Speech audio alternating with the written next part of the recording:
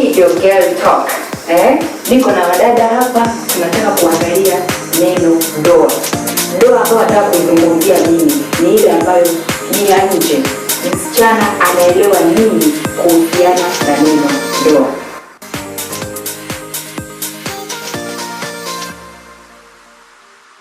Niko na mrembo hapa, jina lako? Mimi naitwa ni Rachel Bitulo. Rachel. Yeah. Na mimi naitwa Agnes Joseph. Agnes. Yes. Jessica. Jessica. Yeah. Neno kuhusiana na ndoa. Neno ndoa. Yeah. Huyu msichana ambaye yupo katika hii jamii anaelewa nini kuhusiana na ndoa? Yeah. Mimi labda nianze na neno lenyewe ndoa.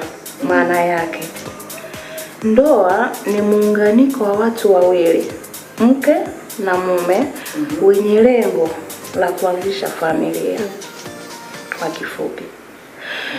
Kwa hiyo watu hao wakikubaliana kwamba bwana, wewe unaweza kuwa mke wangu, mimi naweza nikawa mumeo, wanaanza safari na kufuata utaratibu na kuishi pamoja na kuanzisha familia. Sasa kwa kifupi ndoa ndio hiyo. Naona Jessica anataka kuongeza. Sawa, alivyoongea nani Agnes yuko sawa kwamba ndoa ni muunganiko wa watu wawili, ni makubaliano ya watu wawili walioridhiana kuanzisha safari ya maisha.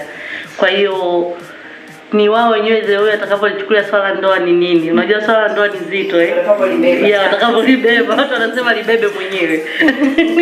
Watakapokuwa na utayari wa kusema kwamba tunalibeba hili swala ndoa. Umeona? Ndoa ni utayari wa baina ya watu wawili. Ni makubaliano ya mke na mume.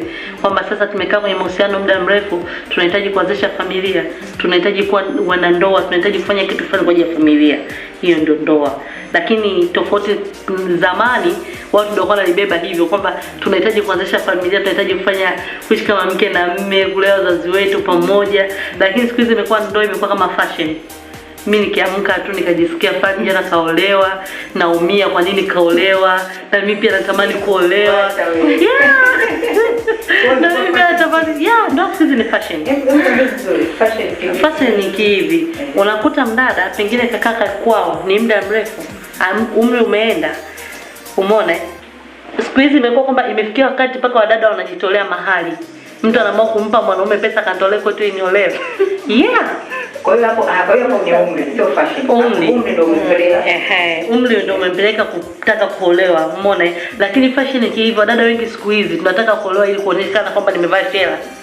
Kapendeza. Kabisa. Kaika na watu. Ndio maana ukiangalia wingi wa ndoa zilizovunjika siku hizi ni nyingi sana. Ndoa zilizovunjika mitaani sasa ni nyingi kutokana kwamba watu tumechukua ndoa kama fashion, kwamba nahitaji kuonekana nimevaa shela, nahitaji kuonekana nimepangana na mameti. Hata ndio wewe aliingia ndani kwa shangwe zaidi, alafu inakuja anaingia ndani anatoka. Ndoa ni utayari wa ndani. Ndoa ni utayari wa ndani. Kwamba nimeamua.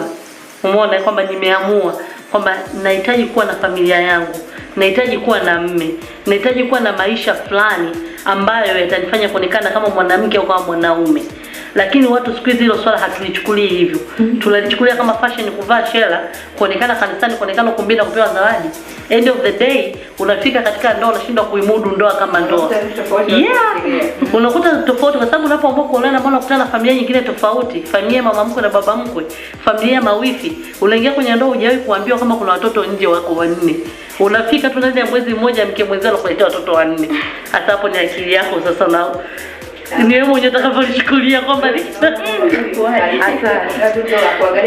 kuangalia kwanza ambaye namfuata kwamba nimempenda, ananifaa, niko tayari kuishi naye na nini ambacho kilifanyika nyuma kabla hajaja. Ndio maana nikakwambia ndoa ni swala la utayari. Kwa hiyo anakuwa ana utayari wa nje kabisa. Na wengine ni ile tamaa kwamba natamani kuwa na mwanaume wa aina fulani, katokea huyo mwanaume, nahitaji kuwa naye. Sawa. Umeona hilo pia nalo linatuumiza sana wanawake wengi. Kwamba nimekutana mwanaume tu Siku ya kwanza nimekupenda, siku ya pili I want to marry you, unakubali, unanyanyuka, twende nikupeleke kwetu, mami is my boyfriend, anahitaji kunioa, pete uchumba, unaingia kwenye ndoa. Umeona? Lakini hujui huyo mwanaume ni nani, ni wa wapi, yukoje, kazi. Wakati mwingine tunaona hata tujue unamuita unafanya kazi gani. Ipo kabisa inatokea. End of the day ndo unakuta unaulizwa mume wako kakamatwa kwenye ujambazi, unaulizwa mume wako ni nani. Unasema mimi kwa kweli mume wangu anaondokaga tu usiku, sijui kama ndeva boda boda au taxi. Hiyo uliona ana maisha mazuri. Yeah. Ulimwona anaishi vizuri. Hilo ndio nalo pia ni tatizo. Lazima nirudi kwako tena. Sasa alafu pia kuna kitu kingine, siku hizi wadada hatuandaliwi. Yeah. Unafika tu na mama, mimi nataka kuolewa. Hujui yani mtu ametokea wapi, hujui anafanya nini. Kwa hiyo inakuwa ni tatizo kubwa sana kwa baadaye, kwa sababu kama hujaandaliwa wewe binti, unahitaji kujua kwamba mume anatakiwa afanywe vitu gani. Wewe mke una kazi gani ndani ya ndoa. Kwa hiyo inakukuta kwamba unashindwa kuishi na mwanaume. Mwisho siku mwanaume sasa anaanza kuchepuka nje. Ndio hivyo sasa unalitoa watoto wa nje na nini. Kwa hiyo hatuna maandalizi mazuri kati ya sisi wadada na wazazi wetu pia. Kitu kingine ni kwamba wadada wameona kwamba ndoa ni kama fashion. Fulani kaolewa, nikiangalia mtaa mzima nimebaki mimi peke yangu. Kwa hiyo lazima nitafanya chochote kiwezekane na mimi pia nifanye nini, niolewe. Kuna kitu kingine tena tunaita tamaa. Mtu anaona sasa hivi mtu nilie naye kila nitakachomuomba ananipatia. Kwa nini asinioe tu na mimi ili nikaishi vizuri? Hata kama kanizidi umri, anaweza kama baba yangu au nani. Hapo anaangalia ana mabeli mazuri. Mangapi? Kwa nini asinioe tu nikaishi maisha ya kifahari, niendeshe gari, niishi kwenye nyumba kubwa. Lakini tunaangalia kwenye faida, tuna mambo mazuri. Kuna hasara nyingi sana pale ambapo kwamba utashindwa kuishi naye. Pale ambapo sasa umeshazalishwa watoto, huna cha kufanya, huna income yoyote. Watoto wanapata shida na wewe mwenyewe mwisho siku labda ndo familia yako haina pesa, inabidi urudi nyumbani. Maisha tena yanarudi na mabegi yako. Sio mabegi ndio wakati una watoto nao. Sasa lakini sisi tutega wazazi, lakini ninachoweza kusema wazazi wanapenda sana binti yake akimwambia nimepata mchumba. Kwa hiyo mama, mimi nafikiri mama ni mtu wa kwanza kulaumiwa kwa sababu yeye anamsindikiza na anamwambia tena wewe ikoje? Anaiki. Anaelewa. Familia yake ikoje? Anasema na hiyo toke. Kwa maana toke. Tena kama mimi nakwambia, usije kabisa. Yeye mwenyewe wana sababu, wanatumika kama wenyewe ndio wanaosababisha kisababishi wasichana kukimbilia ndoa. Yaani mimi hapo umenigusa kwa sababu moja hapo ya sababu zinazopelekea wasichana kukimbilia kuolewa, na hiyo ni moja hapo ya sababu. Mzazi anajua mwanangu sasa hivi ana miaka 30. Mdogo wake miaka 25 ashapata mchumba. Yeye hata hajawahi kupitisha mtu hapa kusema kidogo angalau huyo. Unaona? Leo ni rafiki yangu. Anaanza hasa kina mama anaanza kumuita pembeni, wewe fulani. Kuliko mwanangu unakopita kweli? Yaani hamna hata ugomvi namna hiyo. Unaona? Sasa ajui kwamba anamjeruhi nafsi mwanae. Kwa sababu issue ya kuolewa kumbe mama mimi ashaona mzigo mdogo wangu ashaleta watumba wawili watatu, hata kama sawa ndio hajaolewa hajabatika bado, lakini kashaleta mtu mimi hata mmoja. Kwa hiyo mtu anaanza sasa kuhaha, anaomba atakayechanga sema mimi nataka nguo. Yaani huyo anamwambia mimi kwa nakuwaza siku zote. Unaona? Kumbe maskini hajafuatilia yule nani kama watu wanavyosema, anafanya nini, ana tabia gani sio. Yaani mmoja kwa mmoja sema yani wewe njoo nyumbani tu siku tu, yani kila kitu safi na kweli. Akimfikisha tu anasema tumetua mzigo. Baba lete mahali hata kesho. Yaani mzazi kabisa anatamka lete mahali hata kesho. Analeta kweli. Wiki kaacha. Anasafisha nyota.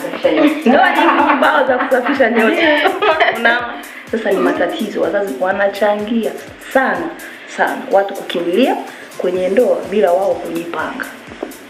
Alafu kuna kitu kingine nishawahi kusikia wanasema ni bora, wanasema msichana ni bora asikae pale nyumbani kwako.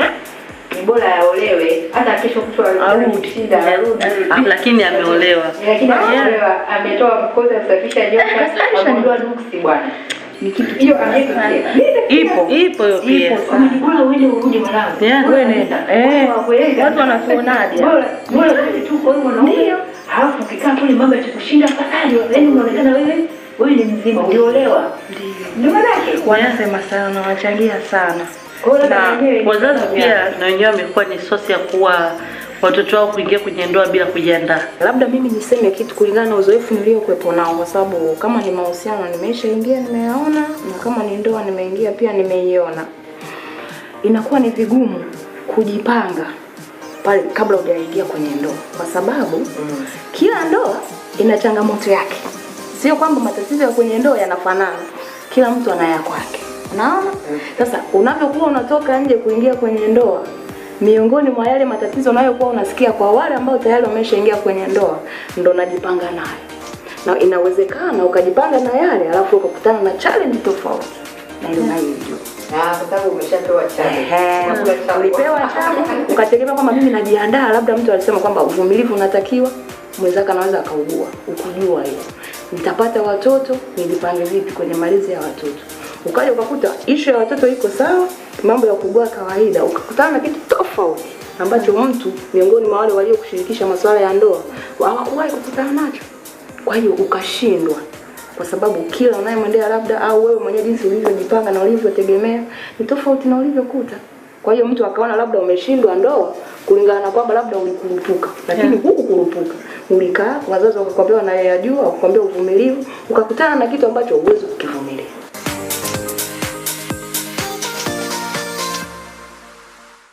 Kwa hiyo nafikiri ni kitu gani ambacho watu wanashindwa kukivumilia? Ni kitu gani? Zaidi sio kama msichana alikuwa amekimbilia mwe nani kwa sababu ya kitu fulani. Labda ameona pesa, ndio. Labda mama yake, peer pressure, ndio. Labda umri, age yake imeenda, au hali ya uchumi. Ndio. Sasa wenda sasa baadaye utafuta kujasiriamali, labda utafuta biashara au nini. Anaona sasa ukitaji tolewa na mtu mwenye pesa, maisha yanakuwa inaenda smooth.